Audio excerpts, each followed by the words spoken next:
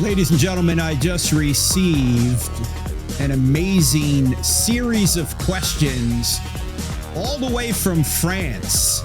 And this one email that I received has so many questions in it, interesting questions, that I'm going to take this entire show to interact with and attempt to answer.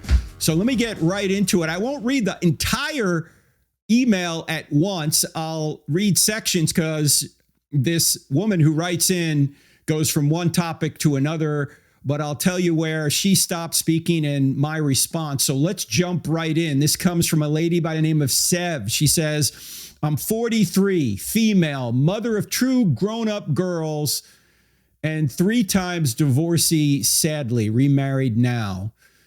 I live in France, and both French and Australian, and was raised in complete atheism, no religion, no spirituality, no deity, no afterlife, nothing but hard maths, science, and materialism. All right, let me stop right here. Very insightful that she is very specific about what she was taught. I think many people may have been taught materialism and didn't even know what to call it. It's just sort of the water we swim in the West.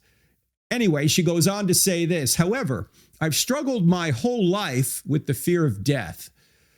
A death, or as death to me, means a black void of nothingness, no consciousness and no continuity. This fear has caused me to seek out other alternatives, but my hard background, which taught me that everything is just stardust and air, the materialist / Darwinist education I received, makes it very challenging, read impossible thus far, to believe in someone resurrecting, Jesus, or in miraculous deeds. I'm one of those atheists who needs to see in order to believe. I regret this. I wish I wasn't like this, but to be honest, I am. And I haven't yet managed to fool myself into believing something I've never actually sincerely found believable.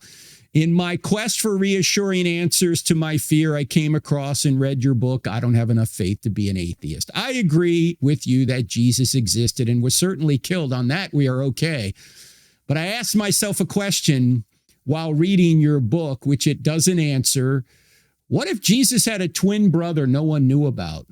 And having read the Old Testament, he decided to dig his dead brother up and pretend he is Jesus reborn. Obviously, this presupposes that no miracles are performed and that he didn't ascend to heaven, as heaven is just, well, outer space where nothing can survive for the scientifically minded. All right, let me stop right here. Seb, this is very honest. Thank you for writing in.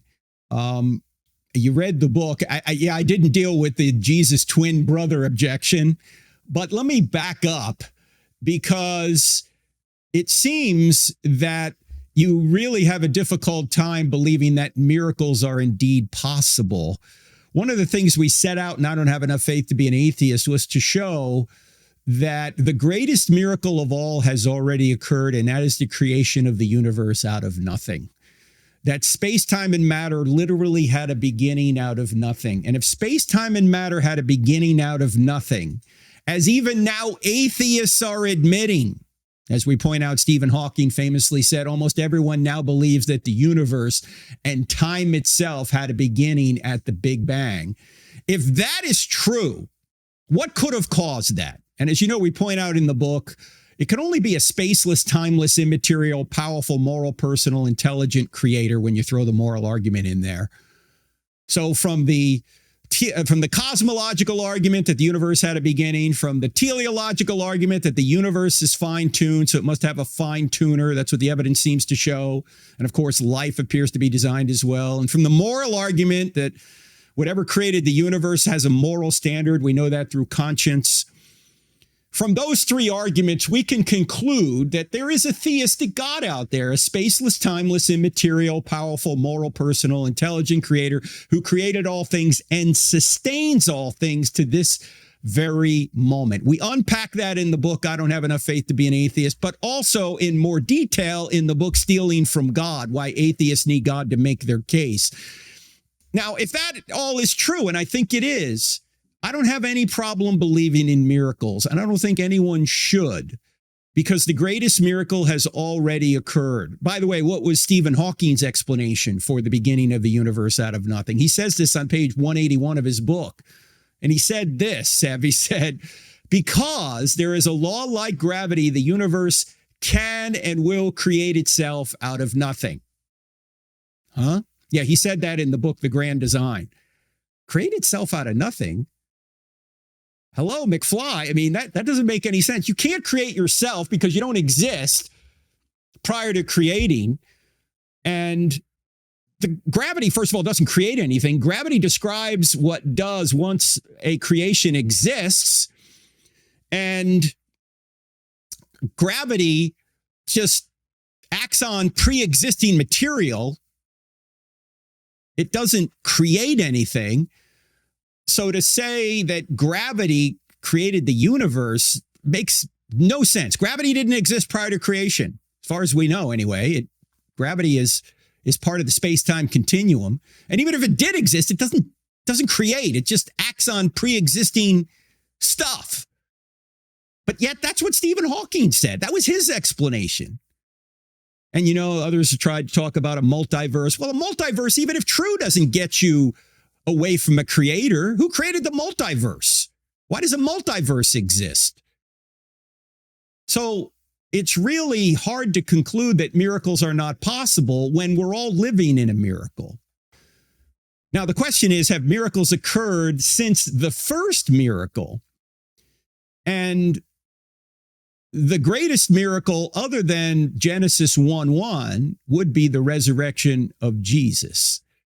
Now, I did not address the twin theory in my book. I don't even know if it was something mentioned back in 2004 when we wrote that. But even if it was, it seemed so outlandish to me, and it would die just by analysis if you spend a little time going through what would it mean if Jesus had a twin brother. Suppose he did have a twin brother. Suppose the real Jesus did die, as you admitted, Sev.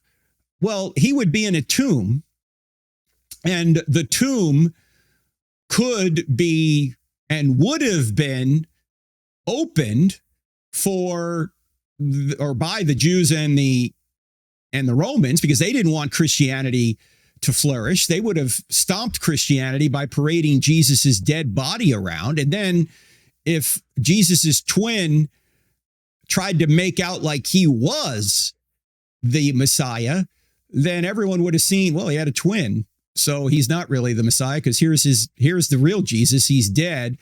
And by the way, that twin would have also had to have done miracles to convince the scared, scattered, skeptical disciples that he really was God. He didn't just rise from the dead. He apparently did miracles over a period of 40 days. How did the twin do that? Remember, and this is spoken about by Paul in 1 Corinthians chapter 2. I'm paraphrasing, but he says something like that the prophecies in the Old Testament were veiled. So the evil forces of this world didn't know who Jesus really was. If they had known, they never would have crucified the Lord of glory, says Paul. He says that in 1 Corinthians chapter 2. In other words, the disciples were not expecting Jesus to rise from the dead. In fact, let me read the passage, because I just did a bad job of sort of paraphrasing it. He says in 1 Corinthians chapter 2, verse 7, we declare God's wisdom a mystery that was hidden, and that God destined for our glory before time began. None of the rulers of this age understood it, for if they had, they would not have crucified the Lord of glory. The rulers of this world didn't know who Jesus was. And I don't even think the disciples knew who he was. I mean, they depicted themselves as dim-witted. They didn't really understand who Jesus was until he ascended to heaven.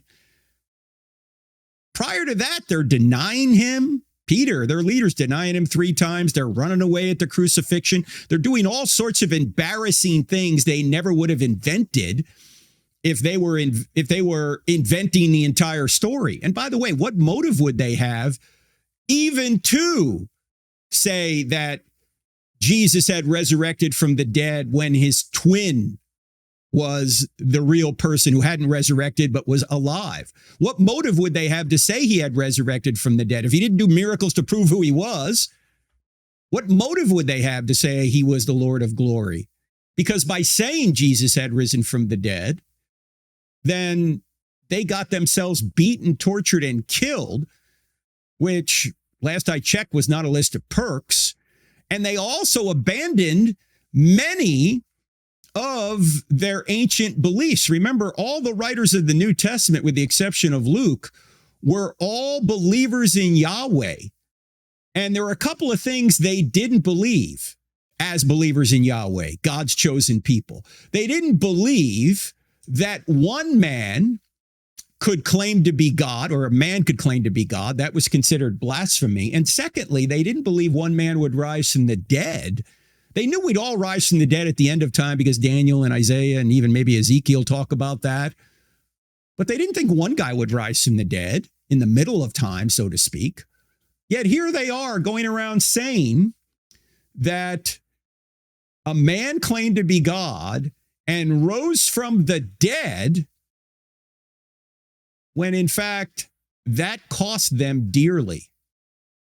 And then they go abandon many of their ancient beliefs when they could have quite obviously been motivated not to abandon those beliefs because they really thought those beliefs were true.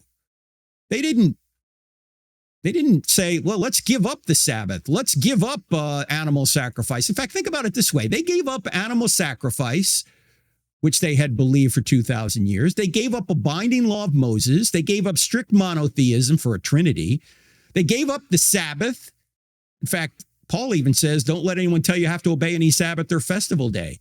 They gave up, at least in his first coming, the conquering Messiah, and they gave up circumcision, which was their sign of the covenant. Why would they do all this? And by the way, talk about embarrassing details they never would have invented.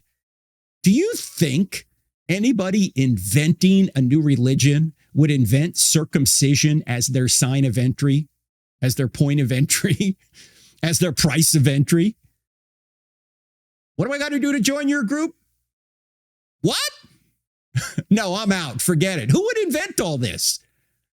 But they gave up animal sacrifice for Christ's sacrifice. They gave up the binding law of Moses for Christ's life. Christ fulfilled the binding law of Moses. They gave up strict monotheism for the Trinity. They gave up the Sabbath for Sunday worship. Actually, Sunday worship wasn't the new Sabbath. They just gave up the Sabbath and began worshiping on the day he rose.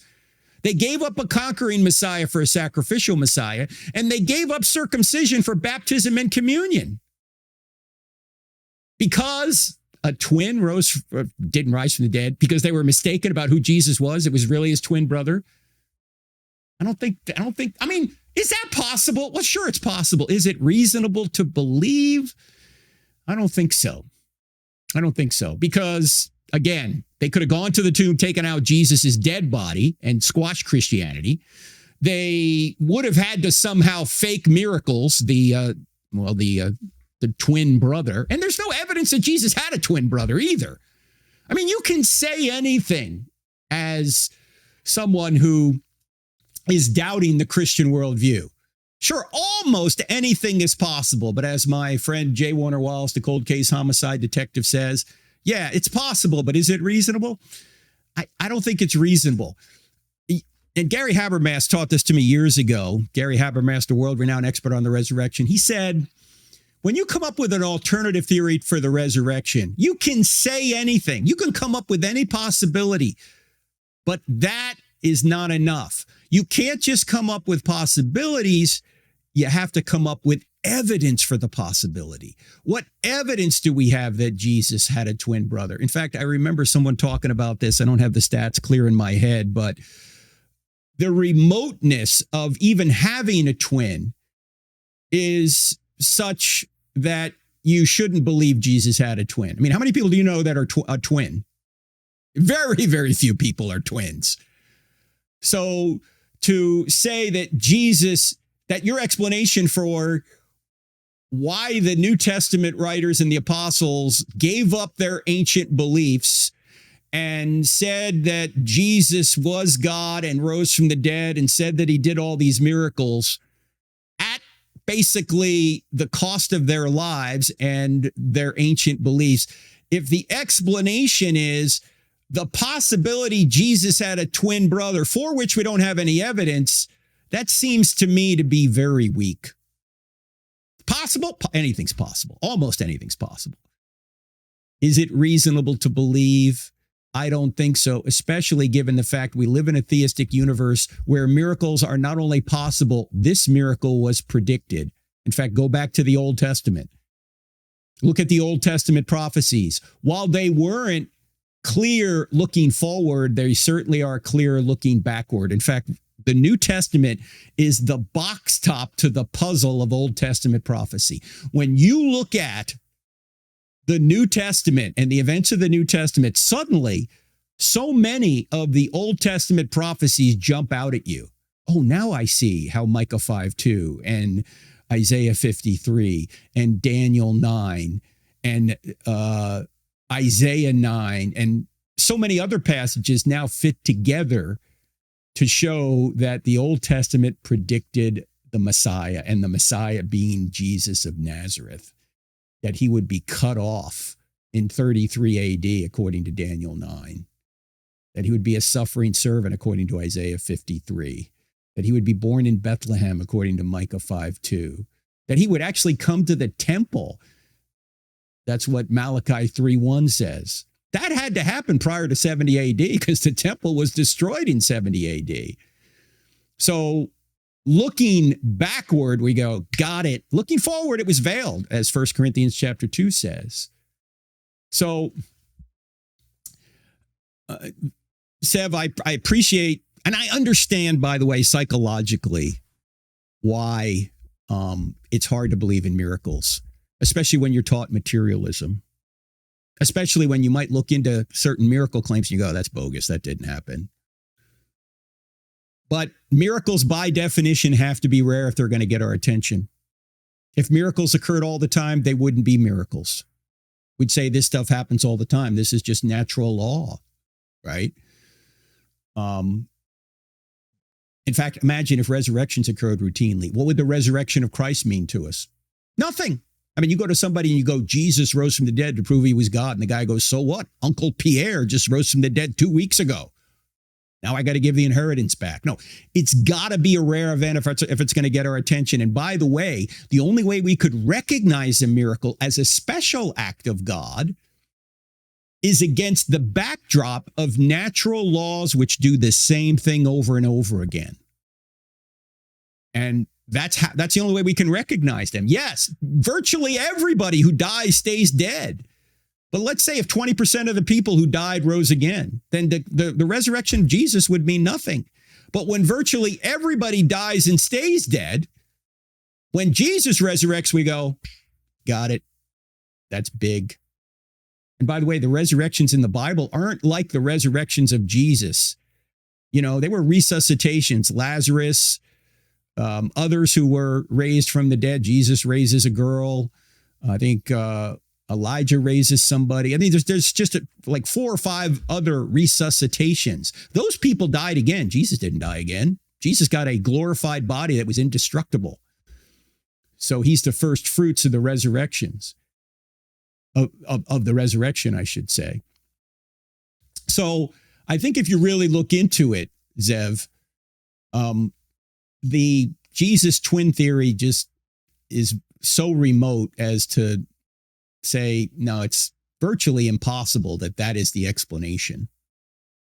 Let me also say something about psychology, because your psychology will not tell you what's true outside of your skull. The evidence will. We can have all sorts of psychological reasons for believing or not believing in something. But the evidence is what's most important, not our psychology. In fact, let me give you an illustration from aviation. The past couple of weeks, at least here in America, have been difficult for aviation. We had that tragic helicopter crash into the American Airlines flight coming into Reagan Airport.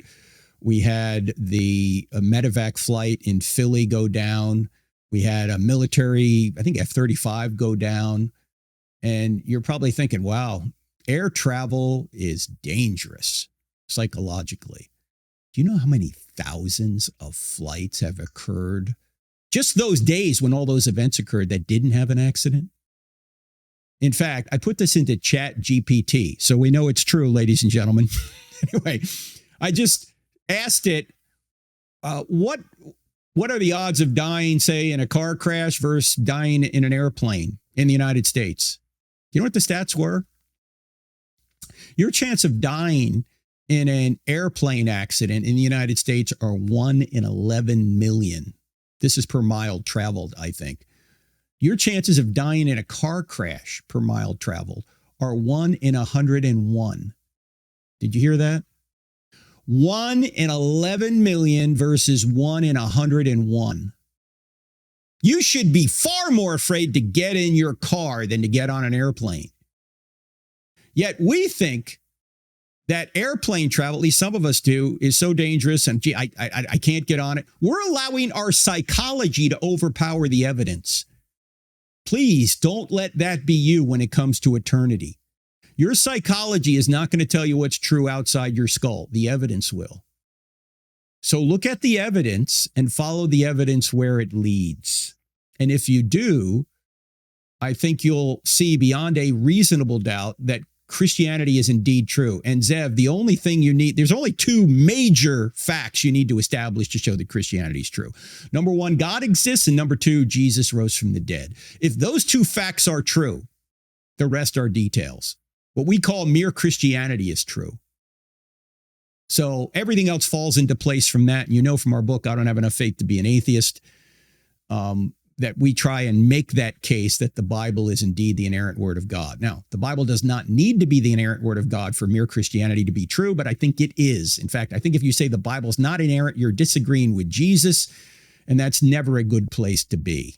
And we explain why we're not doing circular reasoning in the book, I Don't Have Enough Faith to Be an Atheist, because we're not taking the New Testament documents as if they're inerrant. We're just using certain historical tests to try and discover if what we read in the pages is generally historically accurate. If it is, Jesus thought the Old Testament was the word of God. He thought it was inerrant, and he promised the New Testament. So let's continue with what your question is, Eb. You go on to say, aside from this question, the question about miracles and Jesus rising from the dead, I have another even more pertinent question. How does one get to know Jesus? How do you pray? How do you get to feel how do you get to feel a presence or a certitude? I envy those who have that, but my rational mind, which needs to see in order to believe, always brings me back to thinking they're fooling themselves because everyone is terrified of dying and can't accept the nothingness. I'm the same. Okay. First of all, let me back up here for a second, Seth. What do you mean by your rational mind? Can you explain where your rational mind came from? In fact, you don't even need to believe in a miracle like a resurrection to realize that naturalism or materialism is false. Why? Because you believe your thoughts, don't you? If your thoughts are completely natural, in other words, they're driven completely by the laws of physics, then why should you believe anything you think, including the thought that you can't believe in Christianity? You shouldn't be able to think or believe your thoughts if you're just a molecular machine, if you're just a moist robot, if every thought you have is merely the result of chemical reactions in your brain. I've read this quote so much on this program, forgive me for reading it again, but I can't say it any better than C.S. Lewis. Here's what he said. He said, suppose there were no intelligence behind the universe. In that case, nobody designed my brain for the purpose of thinking. Thought is merely the byproduct of some atoms within my skull. But if so, how can I trust my own thinking to be true? But if I can't trust my own thinking, of course, I can't trust the arguments leading to atheism and therefore have no reason to be an atheist or anything else. Unless I believe in God, I can't believe in thought, so I can never use thought to disbelieve in God. Unquote. Boom. You can't say it better than that. The very fact that you're a thinking human being shows that this world is not completely natural, that there's a supernatural aspect to it. In other words, it's beyond the natural. You can't explain your own rational mind by just molecules bumping into one another. So if that's the case, why can't you believe something else that's supernatural, like the creation of the universe or a resurrection from the dead? In fact, thought itself deals with things you can't see. You said you need to see something in order to believe. You don't see the laws of logic, but you believe they exist. You don't see the laws of mathematics, but you believe they exist. You don't see your mind, but you're using it. You believe it exists. You don't see justice, but you believe it exists. You may see people treated justly or unjustly, but the concept of justice is not something you see. You don't even see love. Love is not something you see. You see its effects. You don't see gravity. You see the effects of gravity. In fact, that's how we know that God exists. We know God by his effects. If there's a creation, and there is, that's an effect. We're reasoning back to a cause, a creator. And if space, time, and matter had a beginning, the creation, then whatever is the cause of space, time, and matter must be spaceless, timeless, and immaterial. You see a design in the universe and design in life. That's the effect. You're reasoning back to a cause, a designer. If you have a moral law written on your heart, that's the effect. In fact, morality is something you don't see, but you know it exists. That moral law written on your heart is in effect. You reason back to a cause, a moral lawgiver. Your mind is in effect. You're reasoning back to a cause. Who could cause a mind? A great mind. The mind of God. In fact, our mind is made in the image of the great mind. And that mind was set up so you can know truth. And the purpose of life is to know the ultimate truth, God. God has given you an apparatus to know him and therefore then to make him known. So rationality can't be explained by materialism. Rationality is better explained by a being like God. So you say, they're fooling themselves because everyone is terrified of dying and can't accept the nothingness. Okay, we might have different motivations for believing in God. Some of them may be good, some of them may be bad. We may have different motivations for believing in atheism. Some of them may be good, some of them may be bad. But the motivation doesn't tell you whether something is true or not. You have to look at the evidence. Again, the psychology isn't the issue. The evidence is. Anyway, Seb goes on to say, however, I think after reading your book, which has left me unconvinced, how can one become convinced? I'm not against the idea. I'm open to it. I actually want to believe. I'm not unbelieving by volition. I've wanted to believe for years. Well, Seb, you ask how to pray. Well, Jesus actually tells us how to pray. If you read the Gospels, he talks about the Our Father. He talks about his prayer basically for us is in John 17, where he prays for us. But he also says that we ought to pray according to his will, not our will. The Psalms are prayers. Many of the Psalms are prayers. If you go through the prayers of Paul in the New Testament, you can see how Paul prays and how others pray. In fact, if you look at the Bible, most of the Bible is God talking to us. Psalms are us talking to God. So I would go through the Psalms. I would go through Jesus's prayer. And you can find that in the Sermon on the Mount, Matthew 5-7. I would look at Jesus's prayer for us in John 17. I would look at the prayers that are prayed throughout the book of Acts. Those are ways you can pray. And you can also pray that God reveals himself to you in some special way. He may do that, he may not. But his ultimate revelation is Jesus himself and the Bible. And that's how God speaks to us normatively. He speaks through the Bible. That's his word. A lot of us want special communication from God. But how do we know it's actually from God?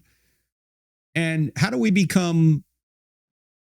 know how to become Christians and disciples unless we have a written revelation which allows us to study it and allows other people to study it who maybe are further along than we are so we can understand it better based on their gifts when they write commentaries or do studies, or your preacher does a sermon.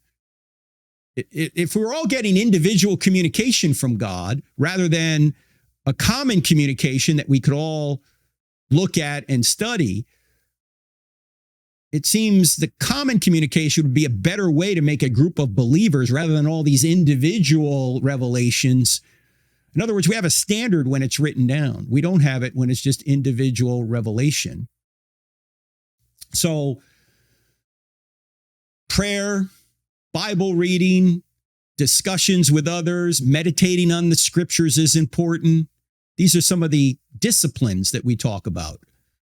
And worship. Actually going out and thanking God for all that he's provided for you, and interacting with other people who are like-minded believers, and acts of service, serving with other people.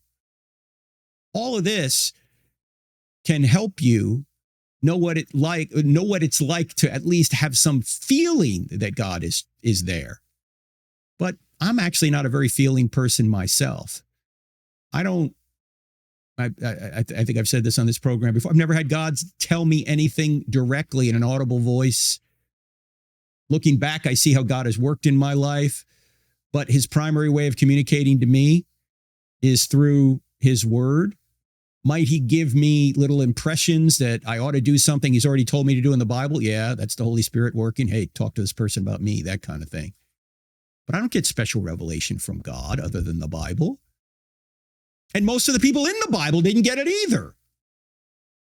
In fact, if you're interested in this, my friend Greg Kokel has written a series of 3 articles called Does God Whisper? If you Google that, you'll probably find it. Does God Whisper? In fact, we'll put it in the show notes. There's 3 parts to it. And Greg does a good job of talking about how God communicates to us. And it's not all these hints and impressions and putting out fleeces and all that like so many Christians believe. But it's much more standardized through his word, and I think for good reason. So check out that. You go on to say, but it would seem like believing in Santa Claus flying in the sky, delivering presents all over the world at the same time. It would feel like it's kind of ridiculous or silly, because I don't sincerely feel that I truly believe. Well, there's a difference too, Zev, between belief that and belief in. Belief that is just believing that God exists, that Jesus rose from the dead, that the Bible's telling the truth. But all the belief that in the world doesn't move you to belief in. Belief that is just intellectual. There are no reasons for belief in. If you know beyond a reasonable doubt that Jesus is the Savior, it's a volitional step on your part to respond to the Holy Spirit and trust in him. And then when you do trust in him, you should get engaged with other Christians. As I mentioned earlier, you should pray, you should read the Bible, you should perform acts of service, you should meditate, and hopefully then the feelings will come. But do not run your life on feelings. In fact, Natasha Crane points out that's what secularists do. It's all feeling. It's all feelings. Feelings are the ultimate guide. Well, feelings come and go. In fact, Martin Luther said something I thought pretty profound. He said, feelings come and feelings go, and feelings are deceiving. My warrant is the word of God. Naught else is worth believing. Yeah, feelings can change. You can get feelings for all sorts of different reasons. But evidence will lead you to the truth. And believing in Santa Claus, yeah, I think without a miracle, obviously, it would be impossible for one guy to give presents to everybody. In fact, that's when I was a kid. I'm like, this can't be true, right? There's no way he could do this in one night. All right. And reindeer don't fly either. Okay. But that's not the kind of sort of unnatural thing that happens to Jesus. Jesus isn't a being that flies around in a sled with reindeer that don't fly to begin with and delivers presents all over the world in one night. Jesus solves the biggest problems that we experience as human beings. In fact, if you look at his miracles, they occur in 4 categories. And those 4 categories correspond to the difficulty we have here in this fallen world. And the 4 categories are sin, nature, sickness, and death. Sin, nature, sickness, and death. Those are the four things, the four areas, the four categories that cause us trouble in this fallen world. We sin. That causes us difficulty. So what does Jesus do? He's sinless. Nature can hurt us. So what does Jesus do? He has power over nature. He can calm the storm. He can turn water into wine. He can walk on water. Sickness, that can hurt us. So what does Jesus do? He heals the sick. And finally, death. That's our ultimate problem. What does Jesus do? He can not only raise the dead, he can predict and accomplish his own resurrection. So Jesus isn't doing tricks or sort of unnatural things that have no referent or no correspondence to the difficulty we have in this fallen world. He's not delivering presents all over the world in one night. Jesus is solving our four biggest categories of trouble, our problems: sin, nature, sickness, and death. And by the way, Zev, you pointed out, you say, simply because I have never seen or witnessed anything supernatural. You're witnessing it when you're writing this very email, Zev. Your thoughts are beyond the natural. They weren't created completely by the laws of physics. You say, simply because I've never witnessed anything supernatural, anything that could help me be convinced that miracles and hence God exist. Well, by the way, you can almost witness something supernatural. If you have the right equipment, you can look through the telescope and see the expanding universe. You can actually see the effects of creation. And we can get back to, I think, about 300,000 years, according to their dating, after the Big Bang. In fact, I'm happy that God created from a single point. He created out of nothing and it expanded out and it continues to expand. If God had created everything instantaneously from nothing to suddenly everything's in place, it's static, how would we know the universe had a beginning from looking through our telescopes? We couldn't. But you can look through and when you look through your telescope, you're looking into the past. Yet, I see so many people claiming that they won't believe something unless they see it with their own eyes, when in fact, their own worldview, they believe things they haven't seen. Let's just take atheism for a second. They believe that the universe came into existence of nothing and by nothing. Have you ever seen anything come into existence of nothing and by nothing? No, but they believe it. They believe the universe is fine-tuned. Even atheists will admit this, but there was no fine-tuner. Have you seen anything designed that didn't have a designer? Something so extremely designed, like the universe, the fine-tuning of the universe, like 1 in 10 to the 40th precision or even more. No, you've never seen anything designed unless there's a mind behind it. Yes, somehow they believe it happened without a mind. You believe that life came from non-life without any intelligence. We're using all our intelligence today to create life, and we can't do it. And yet we're believing that a non-intelligent process brought forth life. They've never seen it. And no, the Urey Miller experiment didn't even get them close to life. They got biologically interesting chemicals, amino acids. They didn't even get the right kind of amino acids, and amino acids are a long way from life. You need to string amino acids together to get proteins, and proteins aren't even life. No, they didn't get life. And by the way, if you ever create life in the laboratory, it'll prove creation. Why? Because it shows that it took a lot of intelligence to create life. Yet people who've never seen this, they say, oh yeah, that's how it happened. You've never seen animals evolve into other completely different animals. You've never seen macroevolution take place. We don't even have transitionary fossils. Oh, we have some possibilities like Archaeopteryx, but that's a possibility. If macroevolution is true, the fossil record ought to be filled with transitional forms. We don't see any of that. Even Darwin admitted it. We see most of the major body plans just appearing without fossil precursors in the Cambrian explosion instantaneously. Yet, what do we hear? We hear, oh no, that's how it happened. They haven't seen it. And yet they believe it. They haven't seen any of these. You don't see history. All you can see Unless you're looking through a telescope, then you can see history. But in history, all you can do is take eyewitness testimony and look for artifacts left behind, like say through archaeology. That's how you know history. You haven't seen it. In fact, you probably haven't seen most of the world, yet you believe it exists. You haven't seen the subatomic particles that make up your body, yet you believe they exist. You haven't seen hardly any of history, hardly any of the world, hardly any of the universe, yet you all believe it exists. So many, I'm not just talking to you, Sev, I'm talking about atheists.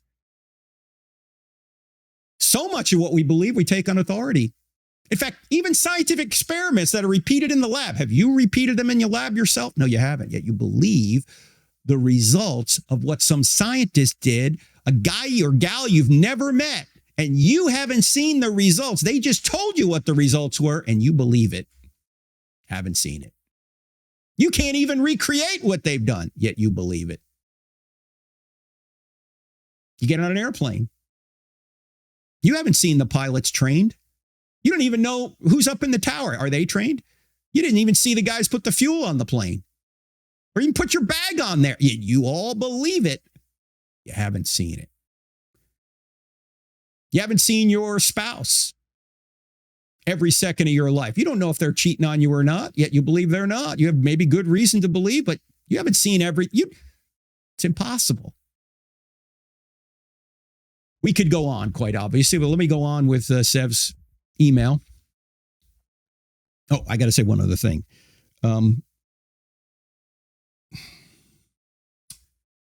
This is one of my frustrations in dealing with people who take shots at the Christian worldview. They say, well, you haven't proven your case. Okay, let's say that's true. I haven't proven my case. But what is the evidence you have for your worldview? And have you proven your case? I mean, many of those things I just mentioned, if you're an atheist, the universe came into existence out of nothing by nothing. It's fine-tuned by nobody. There's a multiverse out there we haven't seen.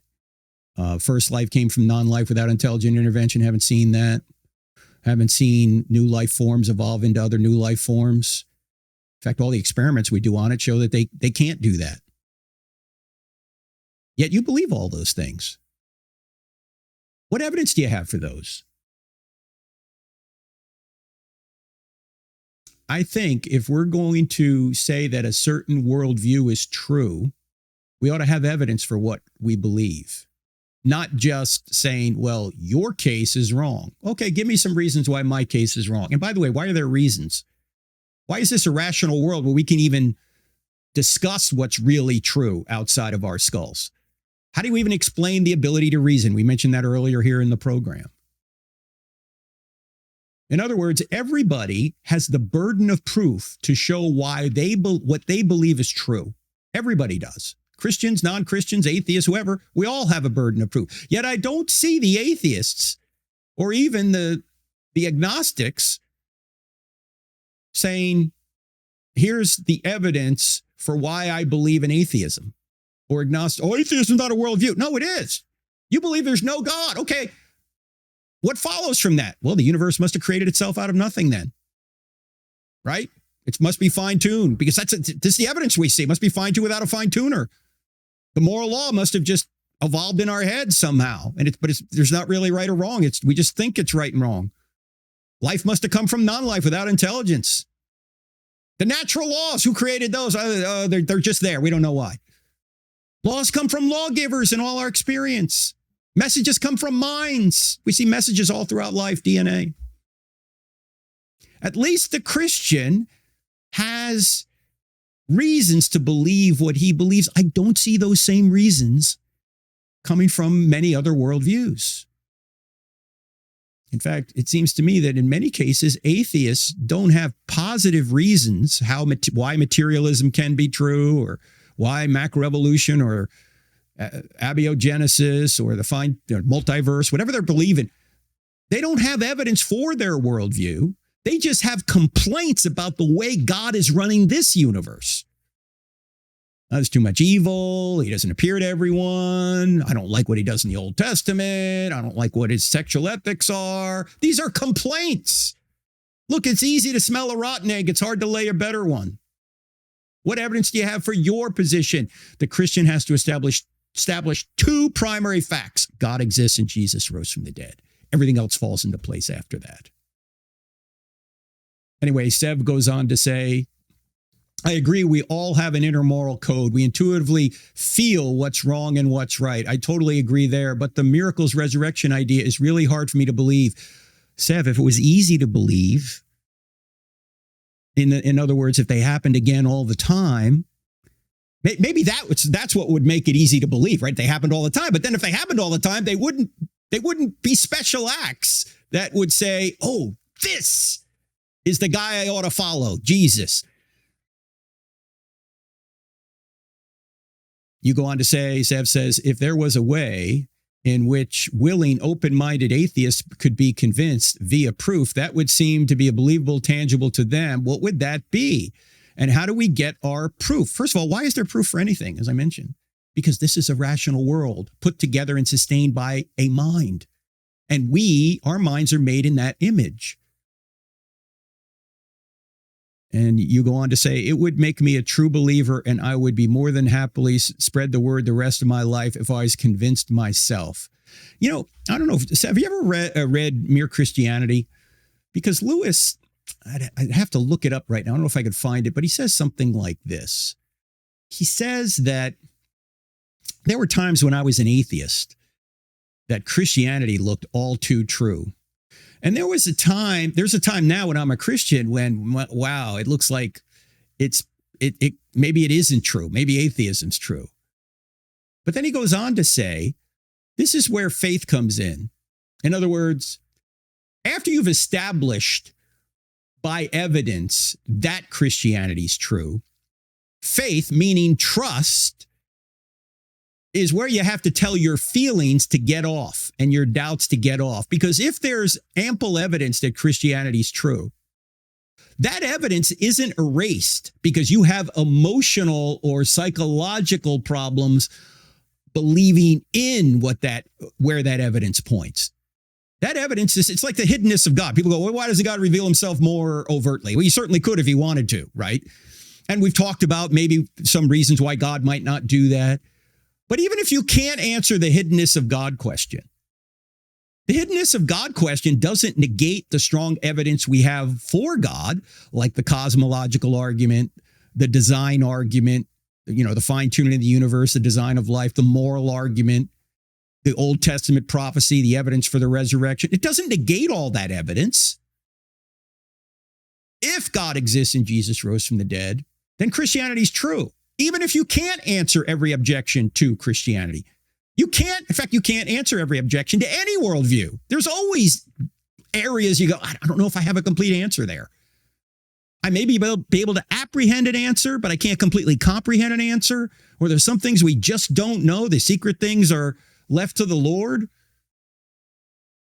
But there's enough so we can make a confident decision that Christianity is indeed true. And then it's up to us whether we go from that belief that it's true to belief in it's true. It's like getting married, You can get evidence that somebody would make a good spouse, but it's up to you after you get that evidence whether or not you're going to trust in that person to be your spouse. And that takes a certain amount of faith, a certain amount of not blind faith, but not complete knowledge. You don't have complete knowledge about that person. You have enough knowledge to maybe make an informed decision, but not complete knowledge.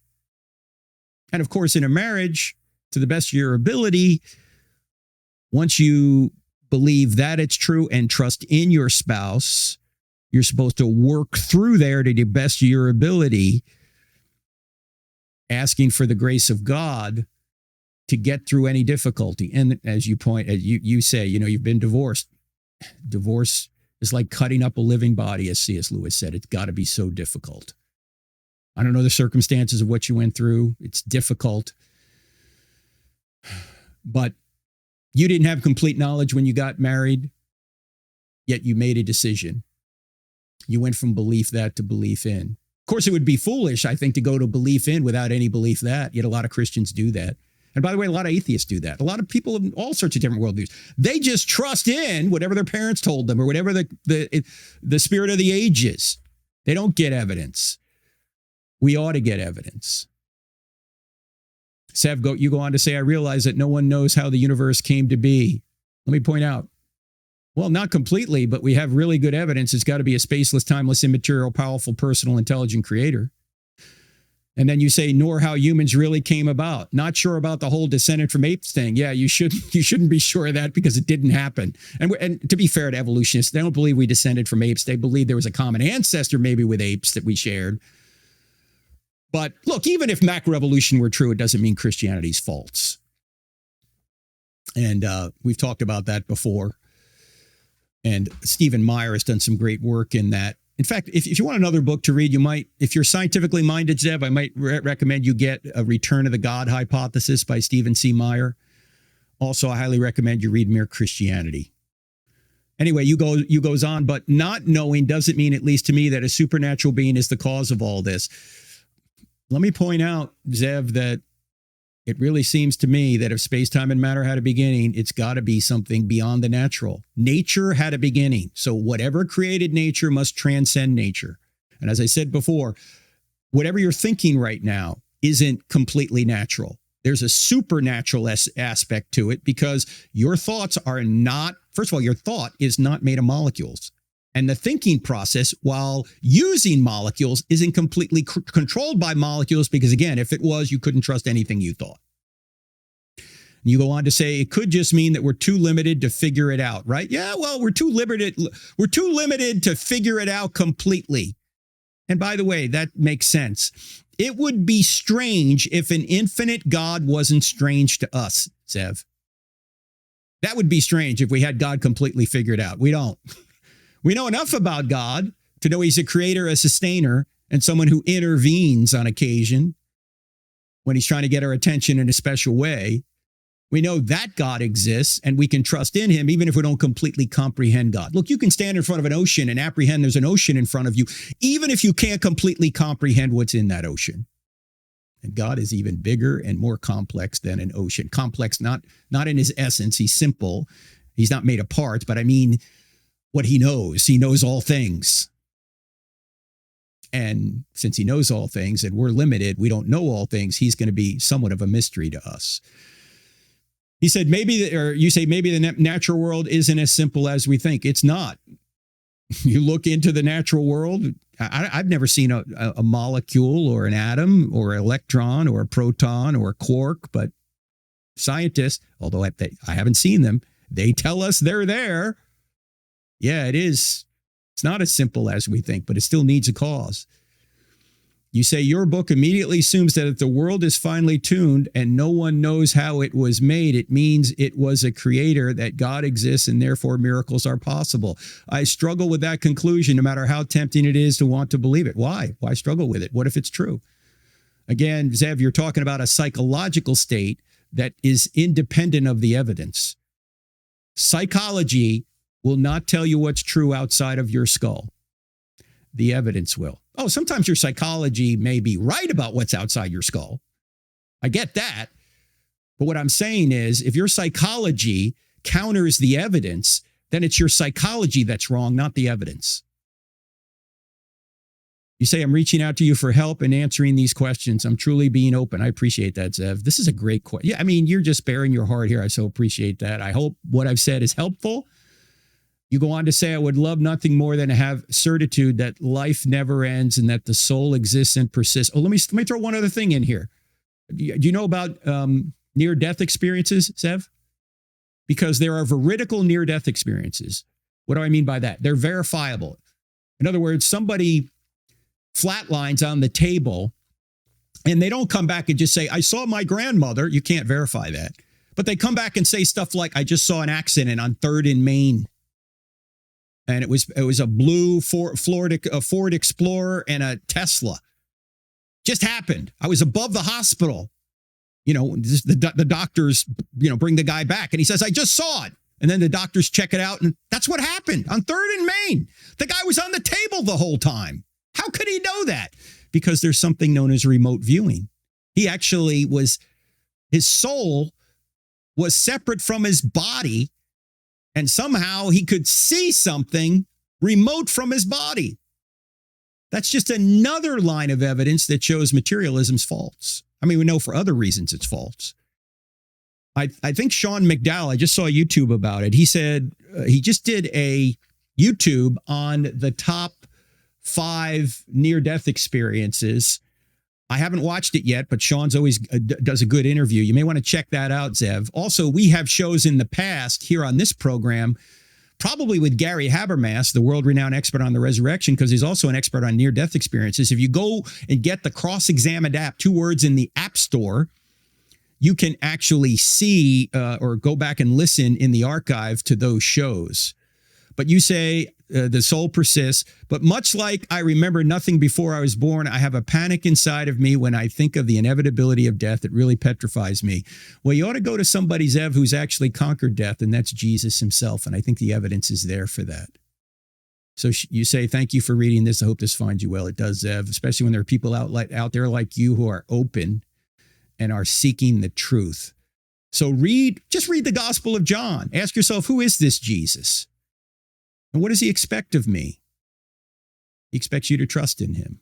In fact, John even says these things were written down so that you may know that Jesus is the Savior, that Jesus is the Messiah, and that by believing in him, you may have life in his name. That's the last verse of chapter 20. That's why that biography we call a gospel was written, Zev. So you may know who Jesus is and you may have life in his name. You can trust in him. Even when you have doubts. Look, everyone has doubts. I don't have it all figured out. Nobody has it all figured out. But I'm sure beyond a reasonable doubt that Christianity is true, so I trust in Jesus. And that's true no matter what worldview you take. If you take atheism, you have reasonable doubts, that's true too.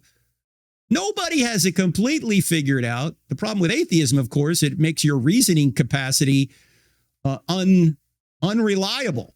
Again, if you're a molecular machine, you shouldn't believe anything you think, but you can believe certain things you think, which means materialistic atheism is false. So what's true? Christianity appears to be true. And by the way, we do this on college campuses, friends. Tomorrow night, if you're listening to this on the 11th of February, we're going to be at the University of Nebraska for I Don't Have Enough Faith to Be an Atheist in Lincoln, Nebraska. Everyone's welcome. Go to our website. Watch it streaming live. I think it's 7 p.m. Central Time. And then next week, we're going to be at, Lord willing, at the William and Mary University near Williamsburg, Virginia. That'll be streamed live as well, 7 p.m. Eastern Time, the 20th of February. Also going to be out in California coming up at Revival Christian Fellowship. I want to say that is the last weekend in February. It's the 23rd of February. We're going to be talking about, does science conflict with Christianity out there at Revival Christian Fellowship? That's Menifee, California, Southern California. Everyone's welcome there, too. We'll be doing the morning services and Sunday night at 6 p.m. Then I'll be in Dallas at a conference of Southern Baptists. That's on our website, and also be at the NRB, National Religious Broadcasters Convention. So if any of you there, hope to see you there. A lot more coming up on the calendar. Check it all out. Also check out our online courses. Expedition to Reality with Shanda Fulbright is coming up.